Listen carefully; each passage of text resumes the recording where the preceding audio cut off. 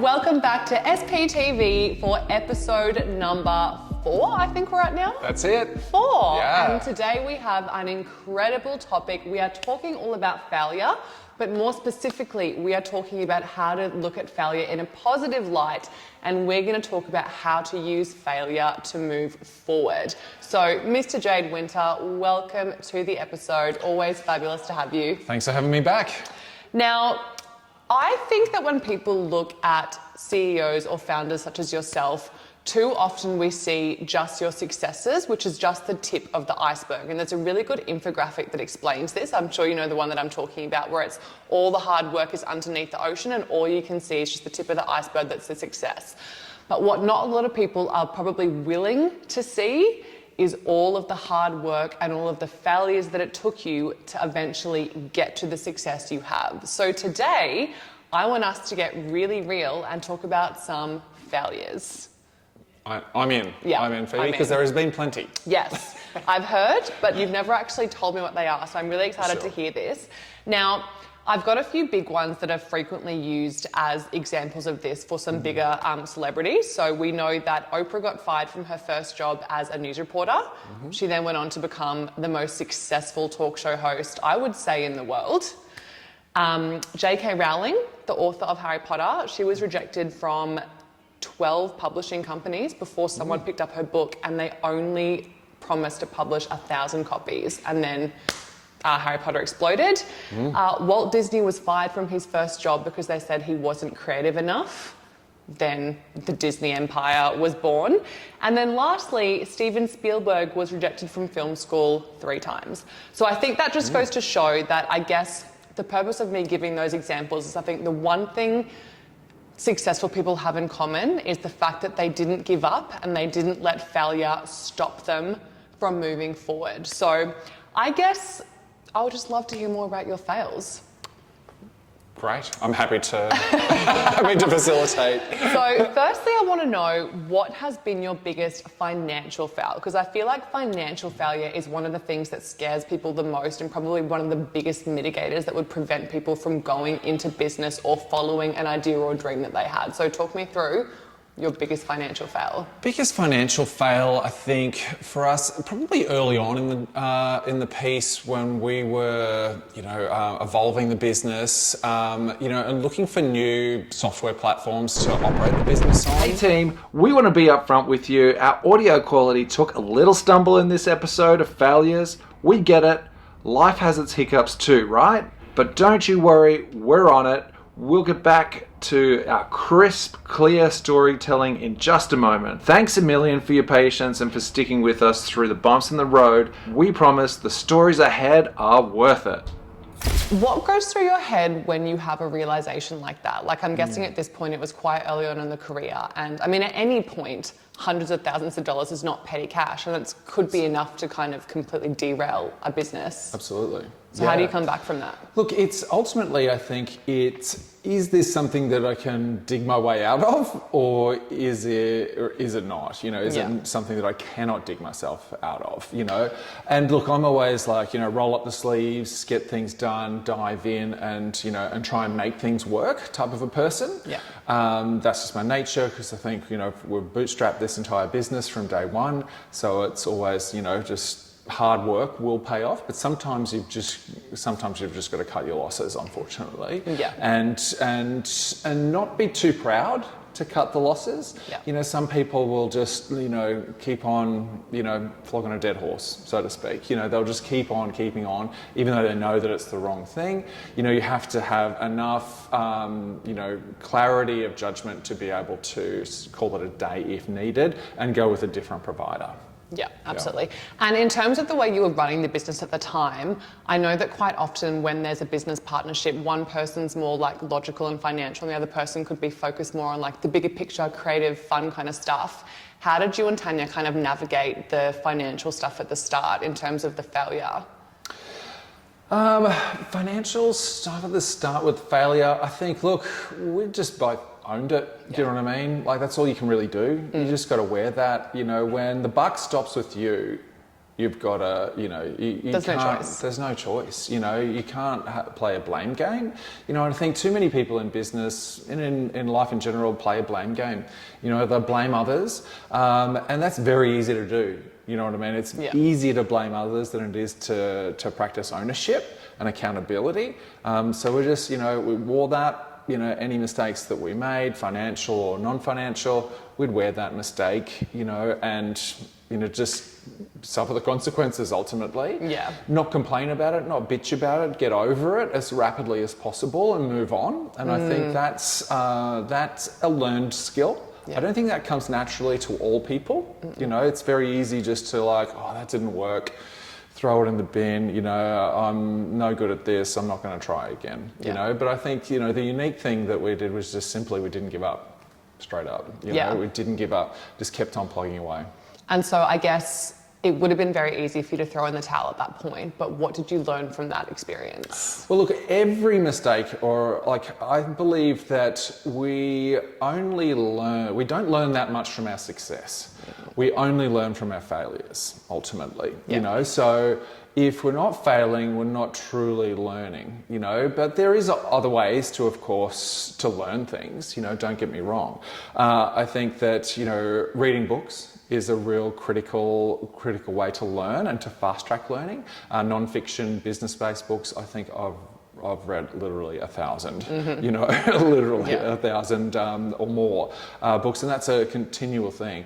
And one quote that I stumbled across once was, everything that you could ever possibly want to know has already been written. It's up to you to read it. Okay. You know, another way is just learning from others, from other people's mistakes. I'm a big believer in learning from other people's mistakes, also from their successes. Yeah. But when I meet another, like an entrepreneur or someone who's, you know, built a business, I always ask them, you know, what really worked, but the question I really want to ask them, and is always hot on the heels of asking that first question, is, you know, what were your biggest failures? What were your biggest challenges? Because those two things go hand in hand. You know, they've made plenty of failures to get to those successes. So it's important to hear that track record of failure, as well as what works really well for them, and adopt that. So adopt those successes, but also I always look at those failures as opportunities to not step on the same landmines as they did in business, you know. Absolutely. So I try and practically apply those failures to my business to ensure that, you know, I don't step on those same landmines as well. And I think if it was as simple as following everyone's successes, we would all be successful. We would all have created and built these incredible businesses, but that's not how it works. Yeah. Okay, let's go back to your very first fail, because I feel like this is something that would strike a nerve in kind of everybody, and it would be a story that you always have like a very ingrained memory of. Well, it was a long time ago now, Phoebe, I have to admit. But what do you mean? You're 25. First fail, I think, was really some realizations, you know, looking back on it now.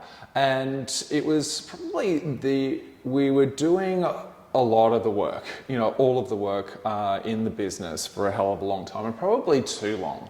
But, you know, we never started this business to franchise it and expand it internationally. We started this as simply as a job, you know, and so we were really just looking for, you know, to be able to have a sleep in one morning a week, ultimately, you know, and so it was really just hiring that first person, and then that first instructor, you know, that we brought on to sort of share some of the load, and probably making the mistake of assuming that they would care about the business as much as we did.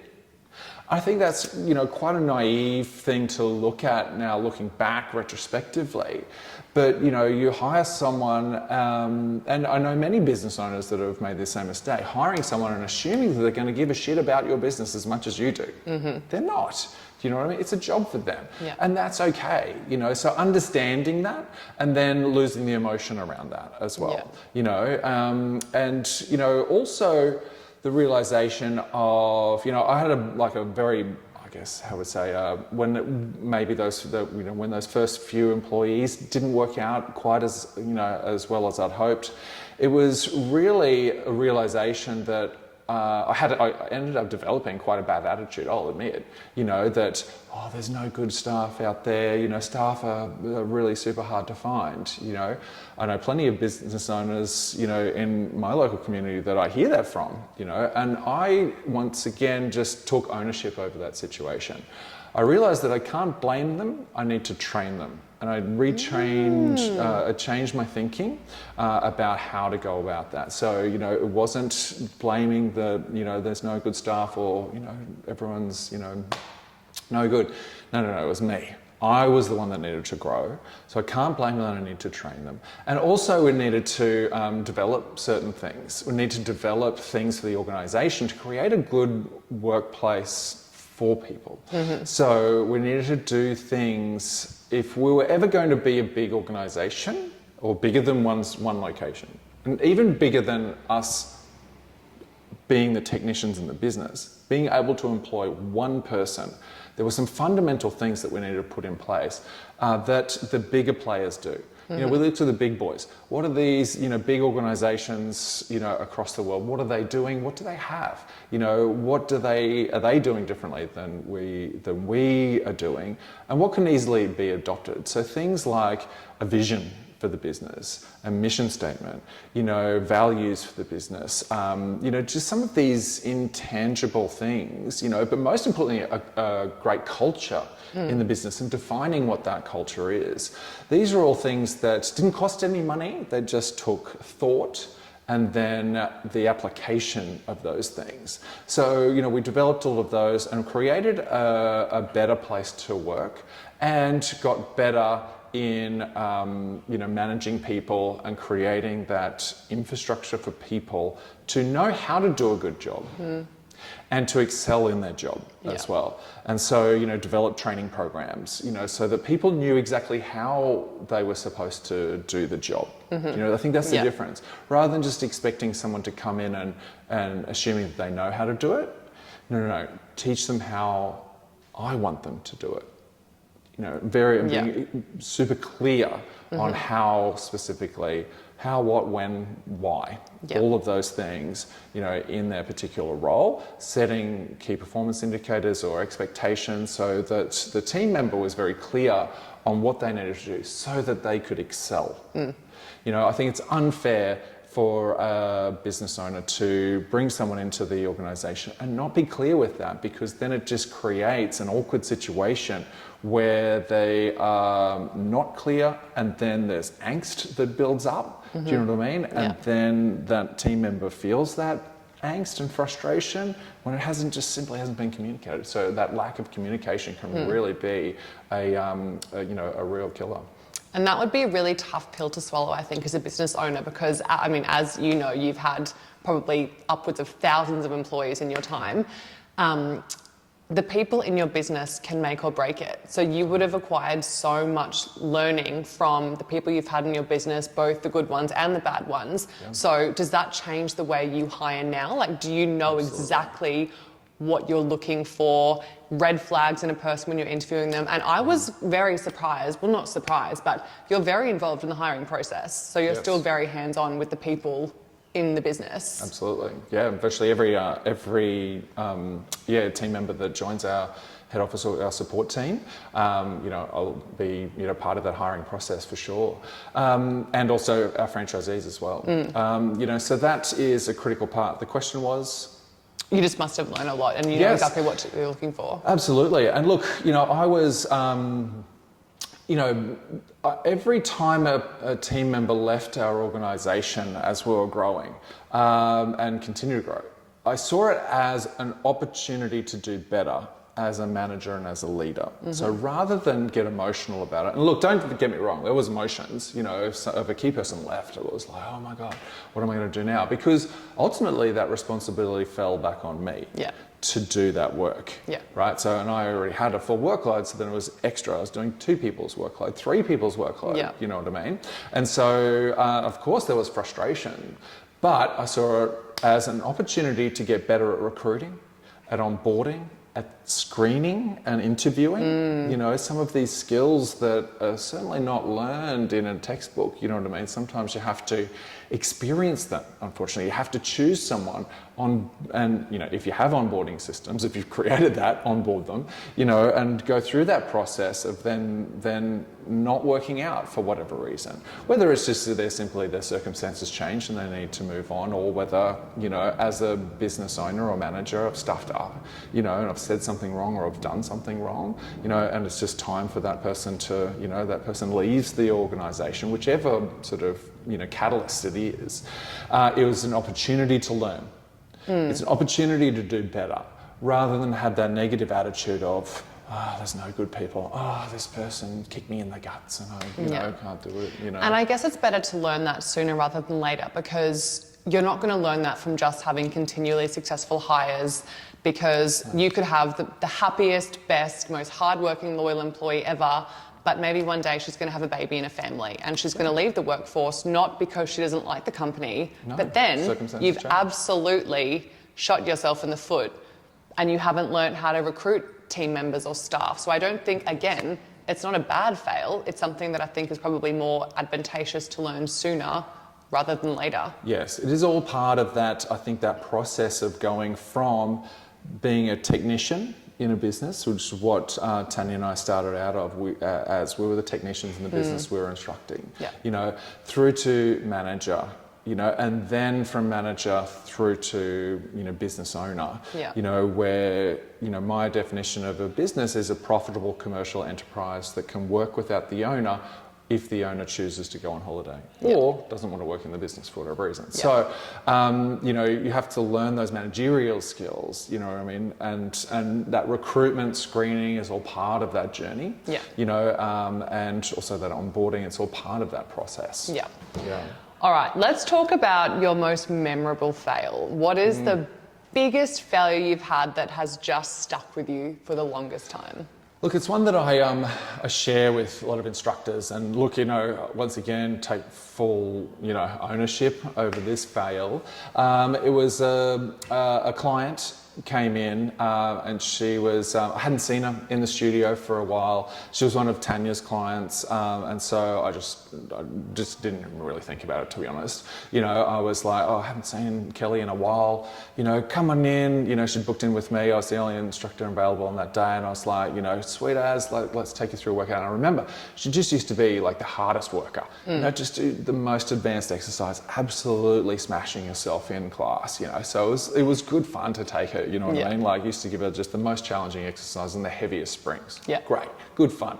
And so great, Kelly, let's smash it out, mate, let's go. You know, and we took her through a super advanced workout. Like, I'm talking, you know, a heavy duty workout, like really like put her through her paces, like, you know, that would normally crush a mortal male. You know what I mean? Like, talking, she was hell strong. So I just absolutely annihilated Kelly. And at the end of the class, she came up and she said, "Oh, thank you, Jade, that was so good. You know, I only had my baby 4 weeks ago. That was exactly what I needed." And I'm like, oh my God, what have I done? Because 6 weeks, even with a doctor's clearance, correct, minimum, right? And so, and from that, I felt absolutely mortified. I thought, I have done this lady some damage. Like, what's you know, I just felt it just floored me. Especially because Pilates is so core focused. Absolutely, yeah. We did an extremely hard core workout. You know, look, she appreciated it, and thank God she was perfectly fine. However, it signaled that I made a mistake here. I owned it, but it also, we grew from it. Right? And so that we developed, from that moment on, we developed our starting questions that we use universally across every location and the start of every single class. We ask our clients some start questions, what we call our start questions, to ensure their readiness for the workout, if they'd hurt themselves or anything has changed from the last class that they've taken, the last time we've seen them, and if how their body is. You know, so those start questions were formulated due to that stuff up. Yeah. You know, straight up. So they are something that every one of our instructors are trained on, and it's a mandatory part of their job, you know, because of the injury risk that can be posed, which, you know, I realised the hard way. Literally, and I think that I know from an instructor perspective, that's something that we get so much benefit out of as well, because you never know how circumstantial it could be to a client at any given time. Like, oftentimes you'll have a client who you'll ask how she's feeling, and she might have her period and have really bad cramps. So you know you're not going to push her too hard in the ab series, or you have someone who has had a C-section, or someone who's come back from injury or things like that. And it is so empowering to know that when you walk into a Studio Pilates class, even if you have an injury or you're not feeling very well that day, you're going to get taken care of. And I think that's something that is not as widely practiced in the Pilates space as it should be, which is why you do hear about people injuring themselves doing crazy moves in the reformer that would never happen in a Studio Pilates scenario because of that care. Yes, absolutely. And that's all because of your fuck up. Correct. Absolutely. That I was mortified for. However, we've learned from it, we've grown from it. And it's prevented, you know, injuries in our organisation, you know, countless injuries it's prevented. So, yeah it's one of those learnings and one of those evolutions of the business that, you know, that we go through, one of those lessons learned the hard way. Classic example of failing forward. And then last one, what is your most valuable fail? Or what is the fail you've learnt the most from? I think valuable fail. I think again, it's just that realization of. I think it's valuable fail is probably getting the right people on the bus and getting those people in the right seats on the bus before the bus can really move forward. Okay. Right. So getting the right people on the team and ensuring that they're in the right roles and working together before that team can really excel. You know, I think that is critical.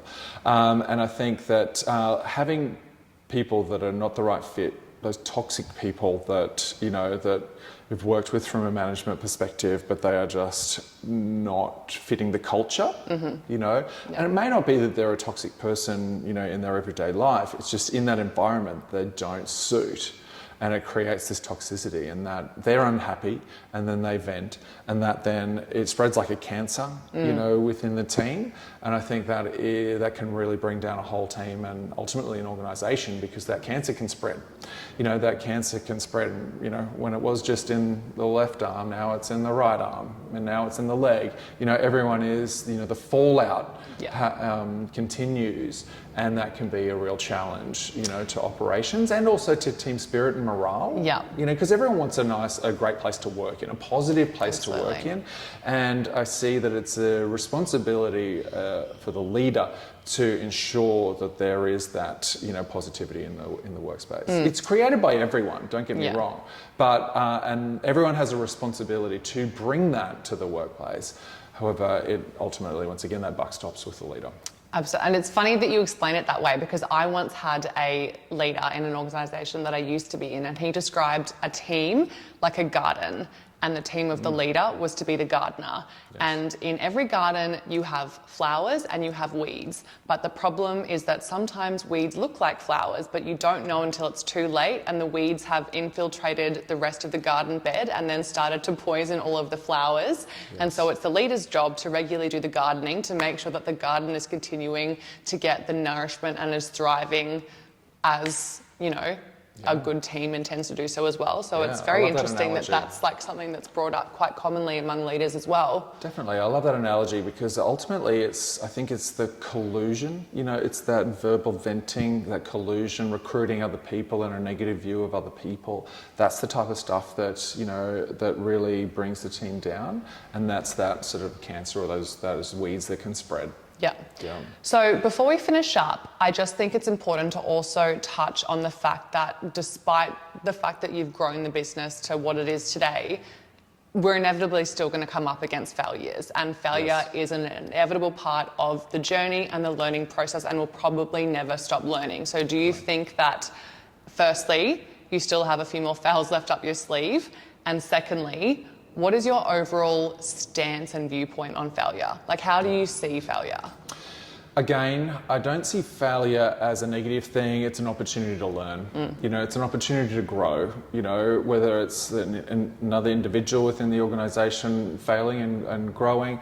I mean, I care for everyone in my organisation, our support team, also for our franchisees, and to see them fail is sometimes really painful for me. But also, at the end of the day, you know, sometimes it's a necessary, you know, it's a necessary thing for growth. Yeah. And I just help people through those failures. Like I said, I don't see them as a negative thing. It is a positive thing because it's an opportunity to grow. And that's the other way to learn. You know what I mean? Like we touched on, you know, books, you know, the success and failures of others, learning from others, and their success and failures, but also it's the school of hard knocks. You know, it's the school of hard knocks. You know, that's the type of thing that sometimes some people are faster to learn in that school of hard knocks, others are quicker, you know, but sometimes you have to go through it. And, you know, that's, you try and minimize the damage and the impact by, you know, reading books, learning from others, you know, all those sort of things. But sometimes, you know, you have to go through these things. So, you know, I support failure. You know, I think you have to fail. Like I said earlier, I don't think we learn very much from our successes. We learn the most from our failures. And so leaning into that and then failing forward is absolutely, embracing that failure is an important thing. And that's sometimes hard for perfectionists. Do you know what I mean? Yeah. Like, so that's quite difficult for people to grapple with. But I like to create a space where, look, there's probably, like, I've probably made the biggest fuck ups in this organisation. So, you know, your fuck ups probably not that bad, mate. You know? Perspective. So, yeah, exactly. So, you know, if I had never made any, then, you know, it might be a different story, but I've made hundreds, thousands. And look, ultimately, that is what this, the Studio Pilates franchise organisation is. It's a collection of successes born from a million fuck ups. And I think it's also important to note that even if you're not a business leader or an entrepreneur or a manager, it doesn't matter. It's you learn from failures to become a better friend, a better parent, a better partner, better at your job, better at every aspect of your life. I think that failure is something that's a learned experience. You're not going to learn anything by not taking the risk. Yes. And sometimes 100%, you've got to take that risk, you've got to have a go. And sometimes that, you know, to find that bravery inside is difficult. Sometimes the failures are not necessarily glaringly obvious. Sometimes they're just something that needs to be improved. Do you know what I mean? It no longer suits the organisation, it needs to be improved. You know, you could see that as this system or process or, you know, thing is failing, you know, but it's not, it just needs evolution. You know, so failure is part of that evolution and it's a critical part of success. You can't have success without it. Yeah, definitely. Yeah. Well, that's amazing. I learned so much about you today, and now I'm not afraid to fuck up my job half as much now that I know that you've failed a few times. But thank you so much for chatting this afternoon. I've absolutely loved that. No worries. Don't forget, if you like the podcast, like and subscribe to us on YouTube or on Spotify so you never miss an episode. Catch you next time.